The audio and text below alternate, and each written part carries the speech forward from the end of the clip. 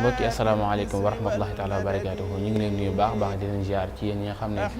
yéen a ngi bàyyi xel naafile bis bi bu ko defee rek ñu dikkaat ak yéen ci seen naafile bis bi tey te mooy guddi fukkeel gi ak juróom ku ci julli juróom benn raka bu ci ne fatiha benn yoon ak isa ja nasrullahi benn yoon ak wallahu ahad fanweeri yoon ak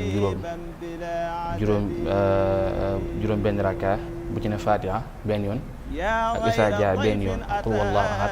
fanweeri yoon ak juróom sëriñ bi nee na des na ko nangul ak julleem ak kooram te lépp lu mës a def te ay naawteef des na ko soppil aw yiw te xaraf wu ci ne des na ko tabaxal dëkk bu mag ca àjjana mel na ni it kuleele mboolem xeetu yonent bi sallallahu alayhi wa sallam kon loolu moo nekkoon njariñal naafile bis bi ñu baamuwaat ko juróom benn raka bu ci ne fatiha benn yoon isaa jaa nasrullahi benn yoon ak wallahu ahad fanweeri yoon ak juróom kon mbokk yi lii moo nekkoon naafile bis bi tey ak njariñam bu ko defee ñu joxaat dig daje suba ci waxtu yi insha allah